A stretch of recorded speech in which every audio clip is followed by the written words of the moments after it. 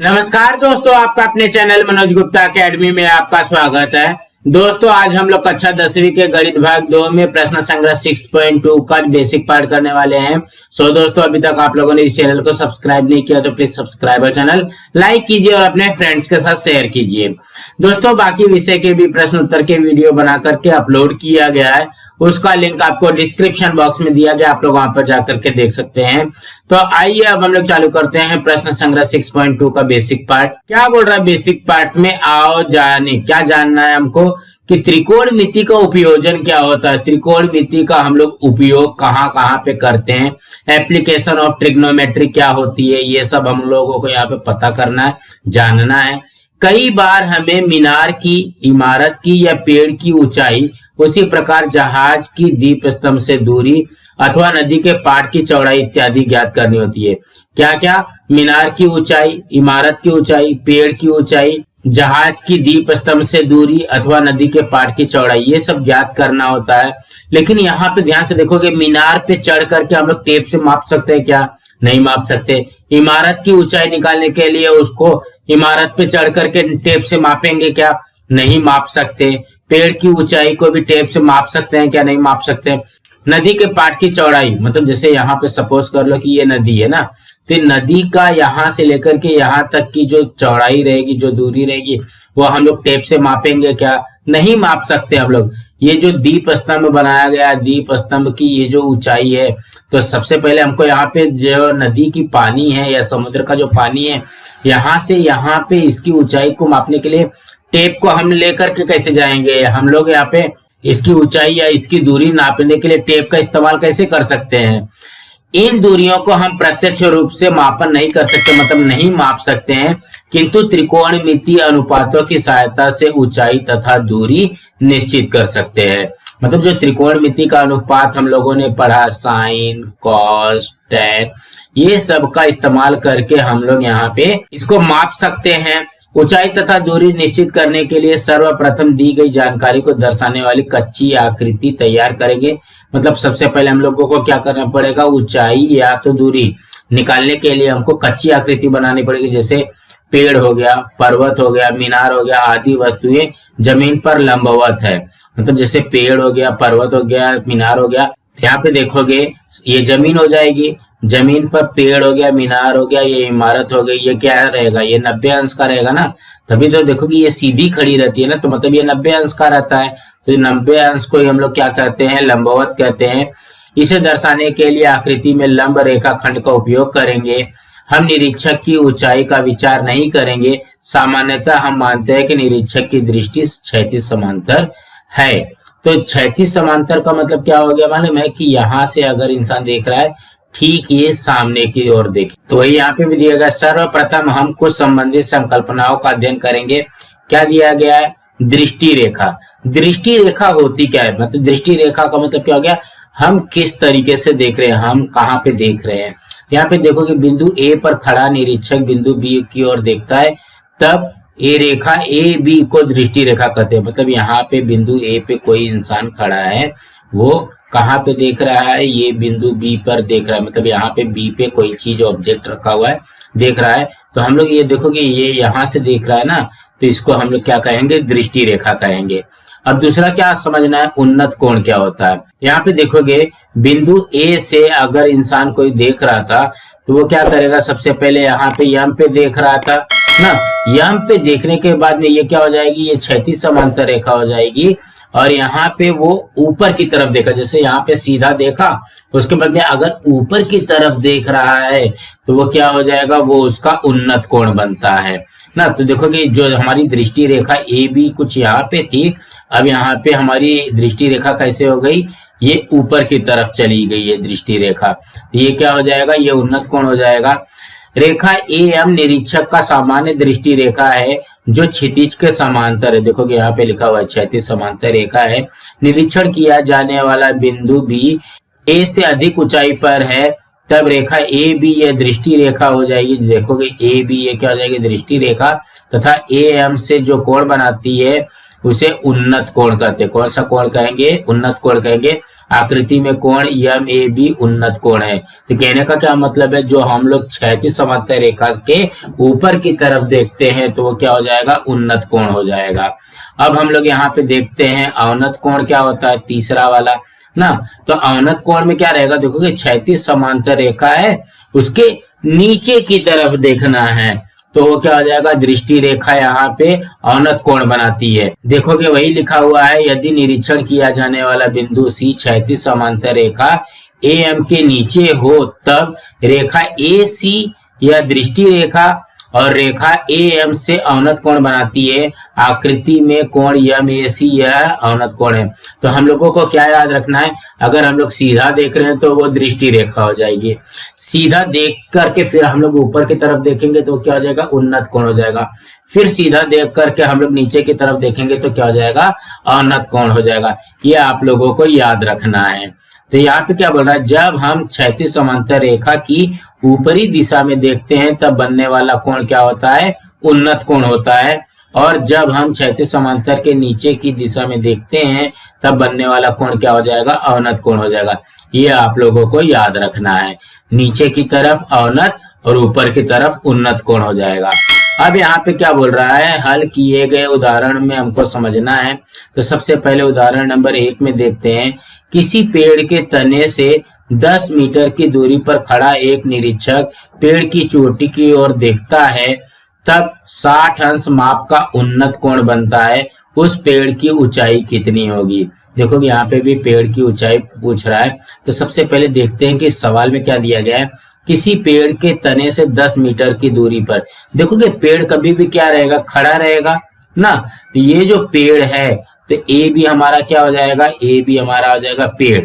क्या बोल रहा है, किसी पेड़ के तने से 10 मीटर की दूरी पर खड़ा निरीक्षक, ये पेड़ हो गया। और यहाँ पे जो हमारा निरीक्षक है, हमारा जो इंसान है, वो जो देखने वाला है वो कहाँ पे खड़ा है, बिंदु C पर खड़ा हुआ है, यहाँ पे वो देख रहा है। तो यहाँ पे हम लोग लिखते हैं ये आ गया हमारा निरीक्षक, मतलब ये यहाँ से देख रहा है। और 60 अंश माप का उन्नत कोण बनाता है। तो देखोगे यहाँ पे जब यहाँ से देख रहा है तो ये ऊपर की तरफ बना रहा है, मतलब ये उन्नत कोण हो गया, ये 60 अंश के ऊपर हो गया। अब क्या करना है, पेड़ की ऊंचाई ज्ञात करना, मतलब हमको AB की ऊंचाई ज्ञात करनी है। तो देखोगे हल में भी वही दिया गया है। आकृति 6.9 में बिंदु C के पास निरीक्षक है और पेड़ AB है, ठीक है। AB बराबर H बराबर पेड़ की ऊंचाई, ये हमको यहाँ पे निकालना है। देखोगे AB जो है ये क्या हो जाएगा, H हो जाएगा, इसको H ले लिया गया है। निरीक्षक की पेड़ से दूरी BC बराबर 10 मीटर है। देखोगे B से C की दूरी कितनी है, 10 मीटर है। और उन्नत कोण थीटा बराबर कोण BCA बराबर 60 अंश। देखोगे BCA ये उन्नत कोण बन रहा है, तो ये कितना हो जाएगा, ये 60 अंश हमको दिया गया है। तो हम लोगों के पास एक फॉर्मूला है, जब ये कोण बन रहा है तो कोण के ठीक सामने वाली भुजा मतलब सम्मुख भुजा और ये संलग्न भुजा। तो हम लोग कभी भी क्या करेंगे, जब इस तरीके का प्रश्न रहता है ना, तो हम लोग सम्मुख भुजा बटे संलग्न भुजा क्या होता है, ये tan थीटा होता है। तो हम लोग क्या लगाएंगे, tan थीटा लगाएंगे, सम्मुख बटे में संलग्न भुजा ये लगाएंगे, मतलब tan की वैल्यू लगाएंगे। तो देखोगे वही यहाँ पे भी आ जाएगा, tan थीटा बराबर AB बटे में BC आ जाएगा। तो tan 60 का मान कितना होता है, यहाँ पे देखोगे करनी में 3 है ना, तो tan 60 बराबर AB बटे में BC है। तो यहाँ पे AB बटे में BC बराबर करनी में 3 हो जाएगा। तो देखोगे बटे BC ऐसा हो जाएगा, तो क्या हो जाएगा, गुणा BC हो जाएगा। BC का मान तो हमको दिया गया है 10 ना, तो ये कितना हो जाएगा, 10 करनी में 3 हो जाएगा। अब देखोगे 10 गुणे करनी में 3 का मान हमको यहाँ पे दिया गया 1.73। तो 10 में 1.73 का गुणा करेंगे तो कितना आ जाएगा, 17.3 मीटर। तो हमारी पेड़ की ऊंचाई कितनी आ जाएगी, 17.3 मीटर आएगी हमारी पेड़ की ऊंचाई। इसी तरीके से समझना है। अब हम लोग अगला करते हैं।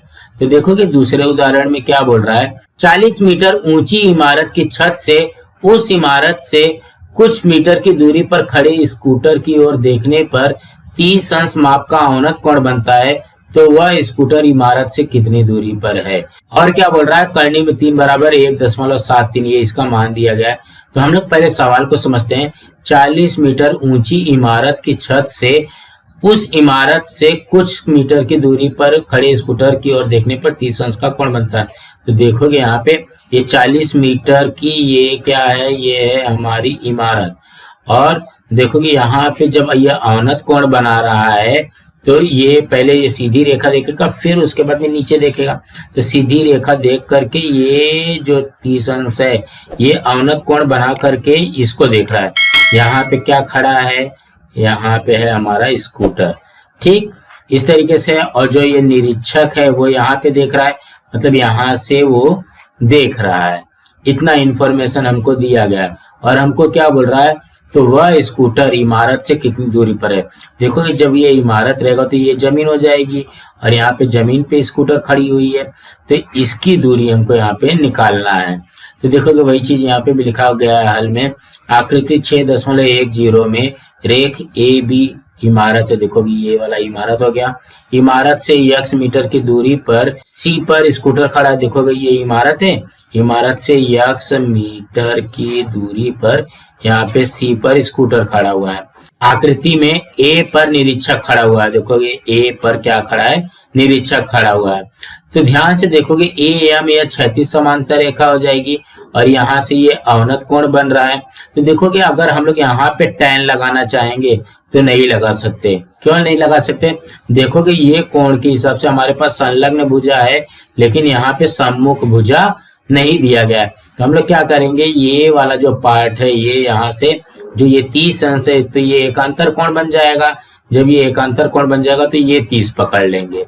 ठीक है, जब यहाँ का 30 पकड़ेंगे तो ये क्या हो जाएगा, देखो इसकी सम्मुख भुजा भी है और इसका संलग्न भुजा तो निकालना है। तब यहाँ पे हम लोग tan कहाँ पे लगाएंगे, ये वाले त्रिभुज में लगाएंगे। तो देखोगे वही दिया गया है, कोण MAC या अवनत कोण है।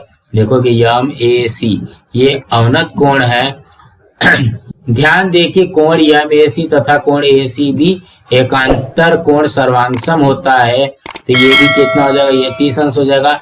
तो tan 30 का मान, मतलब देखोगे tan लगाया तो tan का क्या होता है, सम्मुख भुजा बटे में संलग्न भुजा। यहाँ पे AB बटे में BC आ जाएगा। अब यहाँ पे मान रखते हैं tan 30 का मान होता है 1 बटे में करनी में 3 बराबर AB। देखोगे इमारत की ऊंचाई दिया गया है 40 मीटर बटे में x मीटर, ये तो निकालना है। अब क्या करते, तिर्यक गुणा करते हैं। तो यहाँ पे 1 में x का गुणा होगा तो x, 40 में करनी में 3 का गुणा होगा तो 40 करनी में 3। अब यहाँ पे क्या हो जाएगा, इसलिए x बराबर 40 गुणे 1.73 आ जाएगा। देखो कि करनी में 3 का मान क्या है, 1.73, ये हमको यहाँ पे दिया गया है। तो 40 में 1.73 का गुणा करेंगे तो कितना आ जाएगा, 69.20। तो ये क्या हो जाएगा, देखोगे यक्स हम लोगों ने क्या माना था, BC की दूरी हो गई। तो इसलिए वह स्कूटर इमारत से 69.20 मीटर दूरी पर खड़ा है। इसी तरीके से आएगा। अब हम लोग यहाँ पे तीसरा उदाहरण देखते हैं। उदाहरण नंबर 3 में क्या बोल रहा है, नदी के पाट की चौड़ाई ज्ञात करने के लिए एक व्यक्ति एक किनारे से दूसरे किनारे पर स्थित मीनार की चोटी को देखता है। उसी समय 61 अंश माप का उन्नत कोण बनता है। उसी रेखा में नदी के उसी किनारे से 50 मीटर की दूरी पर पीछे जाकर मीनार की ऊपरी चोटी को देखने पर 35 अंश माप का उन्नत कोण बनता है। तो नदी की चौड़ाई तथा मीनार की ऊंचाई ज्ञात करो। देखोगे यहाँ पे नदी की चौड़ाई और मीनार की ऊंचाई दो ज्ञात करना है। तो यहाँ पे ध्यान से देखते हैं क्या बोल रहा है, नदी के पाट की चौड़ाई ज्ञात करने के लिए एक व्यक्ति एक किनारे से दूसरे किनारे पर स्थित मीनार की चोटी को देखता है। तो ये क्या बन जाएगा हमारा, यहाँ पे देखोगे ये बन जाएगा मीनार। ठीक है, और ये जो BC है ये क्या बन जाएगा, नदी की पाट की चौड़ाई, नदी की पाट की चौड़ाई। देखोगे यही दिया गया है ना। देखोगे उस समय 61 अंश माप का उन्नत कोण बनता है। देखोगे अगर यहाँ से निरीक्षक देख रहा है तो यहाँ पे कितना अंश का कोण बन रहा है, 61 अंश का कोण बन रहा है। ये मीनार की क्या हो गई, चोटी हो गई। अब क्या बोल रहा है, उसी रेखा में नदी के उसी किनारे से 50 मीटर, मतलब यहाँ पे निरीक्षक यहाँ पे था तो यहाँ से अब वो पीछे जाता है 50 मीटर और पीछे जाता है, तब ये मीनार की चोटी को देखता है। तो वहां पे कितने अंश का कोण बन रहा है, 35 अंश का कोण बन रहा है ना। तो हमको क्या बोल रहा है, नदी की चौड़ाई मतलब BC निकालना है और यहाँ पे मीनार की ऊंचाई H निकालना है। हाँ, और यहाँ पे tan 61 की वैल्यू दिया गया 1.8 और tan 35 का दिया गया है 0.7। अब इसको हल कैसे करेंगे?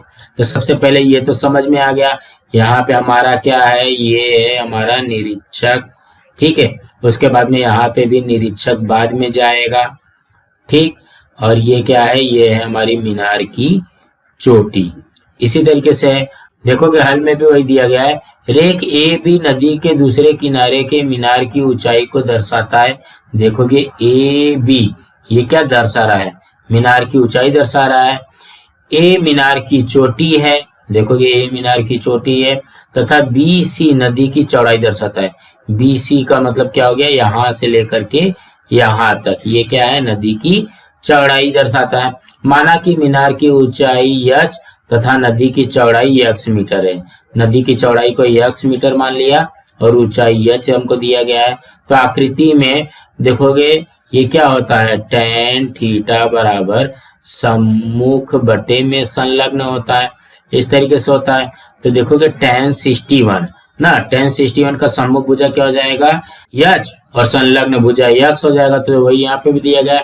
अब tan 61 का वैल्यू दिया गया 1.8। अब यहाँ पे इसको हल करते हैं, देखोगे बटे में x है तो इस साइड जाएगा तो क्या हो जाएगा, 1.8 x हो जाएगा बराबर h हो जाएगा। देखोगे वही आ गया, h बराबर 1.8 गुणे x आ गया। अब यहाँ पे क्या करते हैं, देखोगे ये दशमलव हटाने के लिए क्या किया मालूम है, यहाँ पे भी 10 से गुणा कर दिया और 1.8 में भी 10 से गुणा कर दिया, तो मतलब तो वही निकलता है। तो ये हो जाएगा 10h बराबर, ये देखो 1.8 में 10 का गुणा करेंगे तो 18x हो जाएगा। यहाँ पे लिखा भी है 10 से गुणा करने पे। अब क्या करते हैं, समकोण त्रिभुज ABD में, ए बी और ये डी में, मतलब 61 अंश हमको अब नहीं पकड़ना है।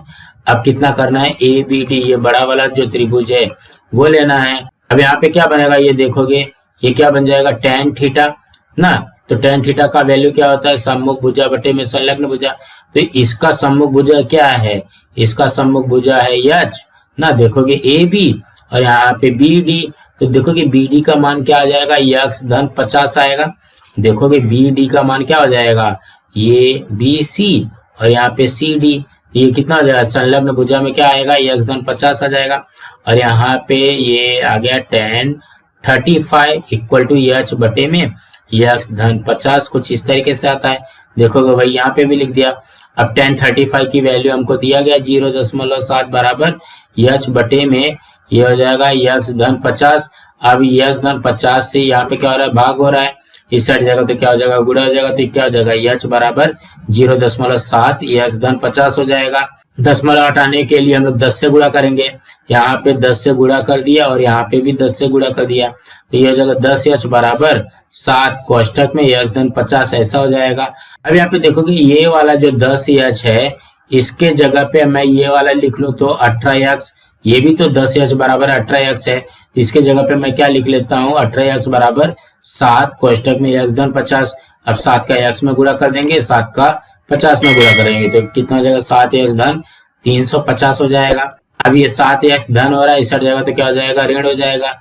ये क्या हो जाएगा, 18x माइनस 7x बराबर 350। तो देखोगे 18 में से 7 गया, 11x बराबर 350। अभी 11 का भाग देंगे तो कितना हो जाएगा, 31.82 आ जाएगा। तो ये क्या आ गया, x का मान आ गया 31.82। तो x क्या था हमारा, नदी की चौड़ाई थी। तो देखोगे नदी के पाट की चौड़ाई आ गया 31.82 मीटर। अब क्या निकालना है, मीनार की ऊंचाई निकालना है, मतलब h निकालना है। देखोगे h क्या आया था हमारा, 1.8 गुणे x आया था। यहाँ पे देखोगे वही लिखा हुआ है, h बराबर 1.8x बराबर 1.8 में x का मान 31.82 को यहाँ पे गुणा कर देंगे तो आ जाएगा 57.28। ये क्या आ जाएगी, ये मीनार की ऊंचाई आ जाएगा ना। इसी तरीके से समझना है। अब हम लोग चौथा करते हैं। यहाँ पे देखोगे चौथे उदाहरण में क्या बोल रहा है, रोशनी घर के दरवाजे पर खड़ी थी, उसने घर से कुछ ही दूरी पर स्थित एक पेड़ की चोटी पर बैठे एक गरुड़ को देखा। तब उसकी दृष्टि से 61 अंश माप का उन्नत कोण बना था। उसे ठीक से देखने के लिए वह घर की 4 मीटर ऊंची छत पर गई। यहाँ वह गरुड़ को देखते समय 52 अंश माप का उन्नत कोण बना, तो गरुड़ जमीन से कितनी ऊंचाई पर था। और यहाँ पे क्या बोल रहा है, उत्तर पास वाले पूर्णांक तक ज्ञात कीजिए। देखोगे यहाँ पे tan 61 का मान दिया गया, tan 52 का दिया गया, tan 29 का दिया गया, tan 38 का मान दिया गया। तो सबसे पहले सवाल को समझते हैं। रोशनी घर के दरवाजे पर खड़ी थी। उसने घर से कुछ ही दूरी पर स्थित पेड़ की चोटी पर बैठे एक गरुड़ को देखा। यहाँ पे देखोगे ये जो है ये रोशनी का क्या है, PQ जो है रोशनी का घर है और रोशनी कुछ यहाँ पे पॉइंट P पे बैठी है या खड़ी है, ठीक है। और ये जो है RS ये क्या है, ये है हमारा पेड़, ठीक। और यहाँ पे बिंदु R पे हमारा जो गरुड़ महाराज है वो बैठे हैं, ठीक है। तो रोशनी देखोगे यहाँ से गरुड़ को देखती है तो यहाँ पे कितने अंश का कोण बन रहा है, 61 अंश का। देखोगे तब उसकी दृष्टि से 61 अंश माप का उन्नत कोण बना था। उसे ठीक से देखने के लिए वह घर की 4 मीटर ऊंची छत पर गई।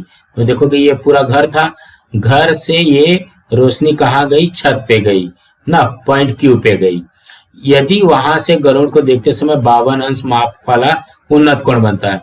अब यहाँ से ये गरुड़ को देखने में कितने अंश का कोण बन रहा है, 52 अंश का उन्नत कोण बन रहा है। तो गरुड़ जमीन से कितनी ऊंचाई पर था, मतलब हमको यहाँ पे RS की दूरी निकालनी पड़ेगी।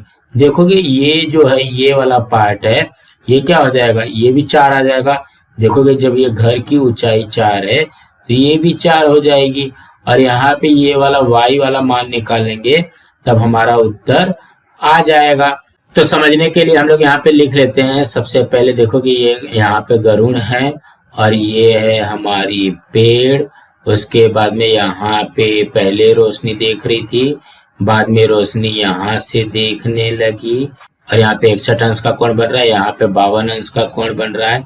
इसी तरीके से हमको यहाँ पे दिया गया है। तो देखोगे यहाँ पे हल में क्या बोल रहा है, माना आकृति 6.12 में PQ घर है, यह सार या RS पेड़ है। देखोगे RS पेड़ है और ये PQ हमारा क्या है, घर है। गरुड़ R स्थान पर है, QT लंब है RS पे। देखोगे QT पे लंब RS पे खींचा तो ये क्या हो जाएगा, इसलिए चतुर्भुज TSPQ ये आयत हो गया। देखोगे ये TSPQ ये आयत हो गया। तो जब ये 4 है तो ये कितना हो जाएगा, ये भी 4 होगा। जब ये x है तो ये भी कितना हो जाएगा, ये भी x हो जाएगा।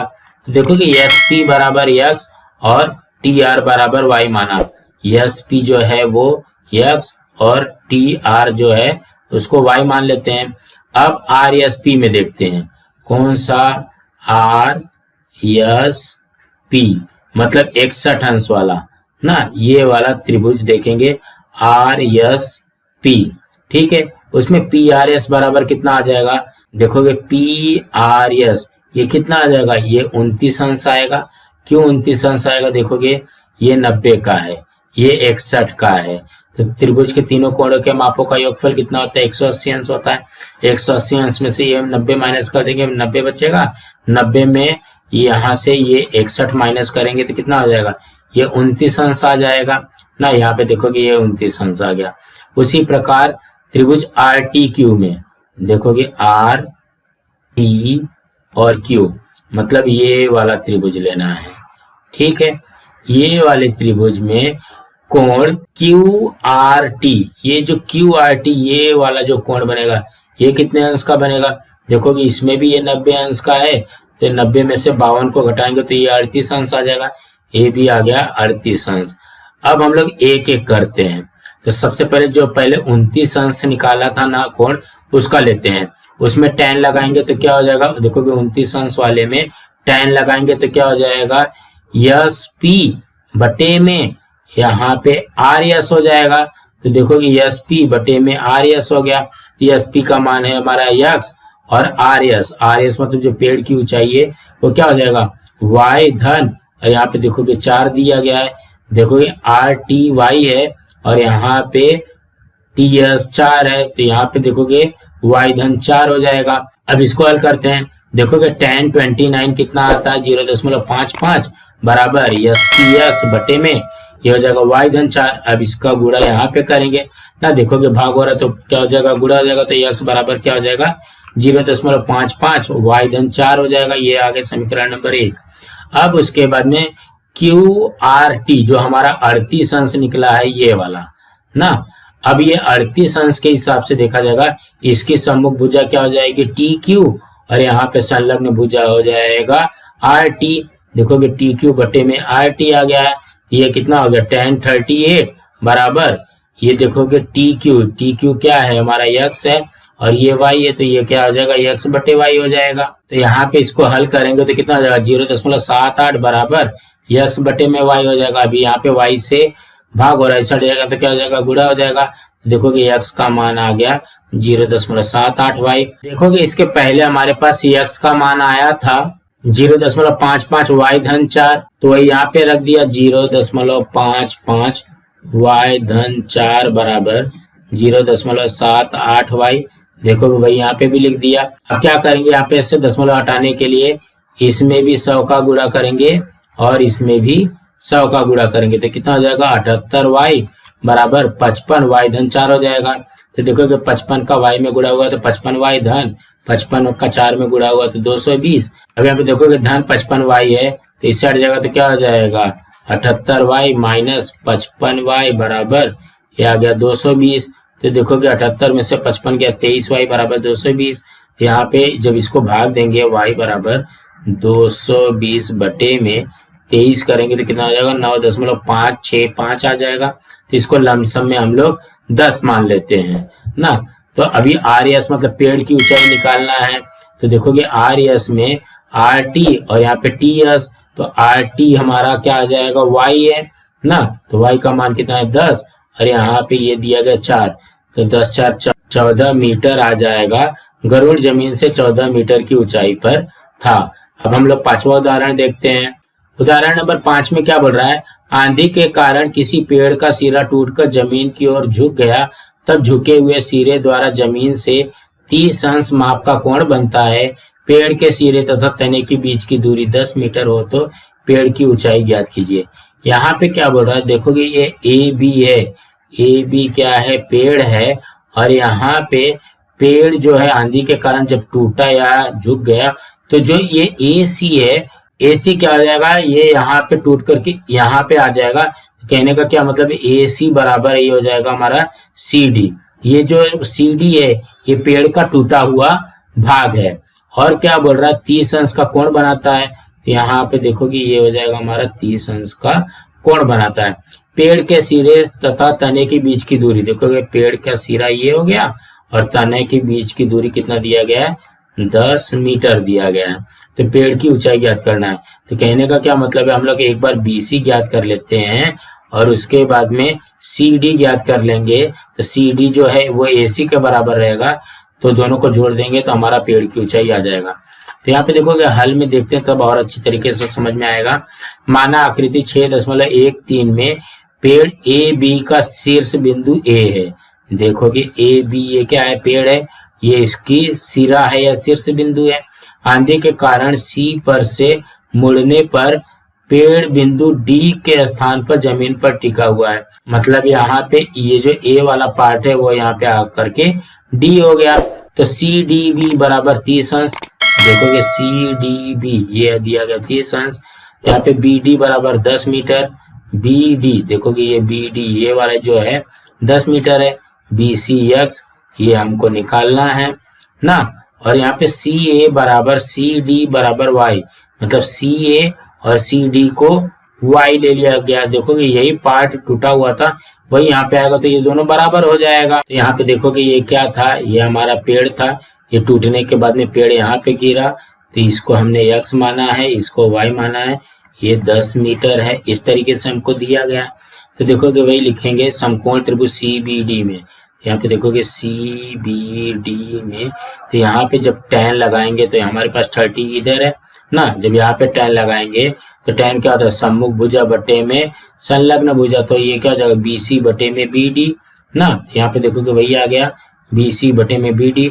tan 30 का मान होता है 1 बटे में कर्ण में 3 बराबर, देखोगे BC X है और BD 10 है।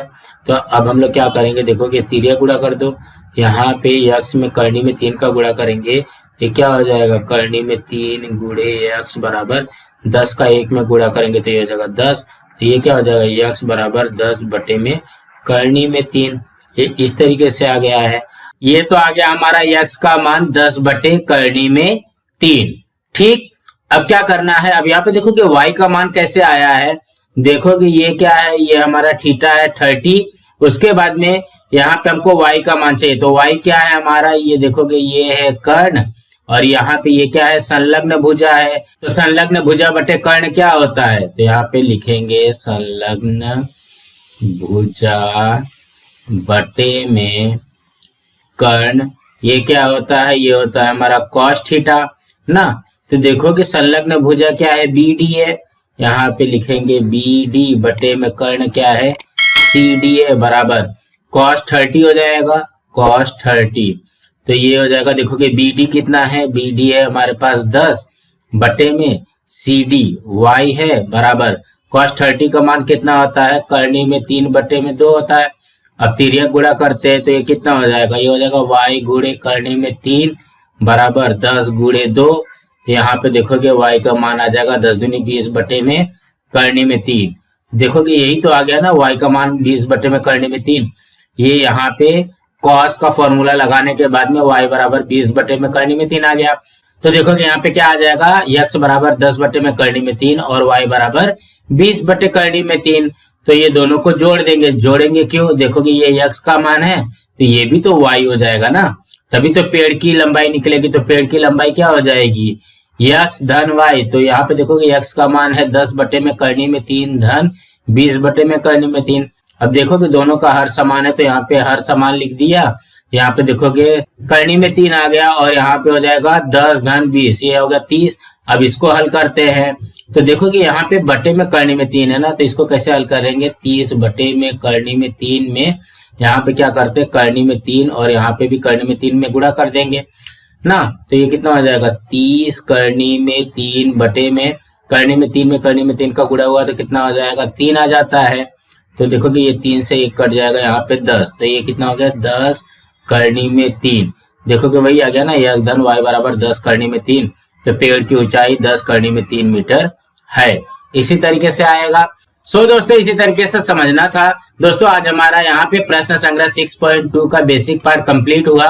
दोस्तों आप लोगों को ये वीडियो कैसा लगा आप लोग कमेंट बॉक्स में जरूर लिख करके बताइए, और इस वीडियो को ज्यादा से ज्यादा लाइक कीजिए, अपने फ्रेंड्स के साथ शेयर कीजिए ताकि उनको भी प्रश्न संग्रह 6.2 का बेसिक पार्ट मिल सके, और इस चैनल को सब्सक्राइब कीजिए। नमस्कार दोस्तों।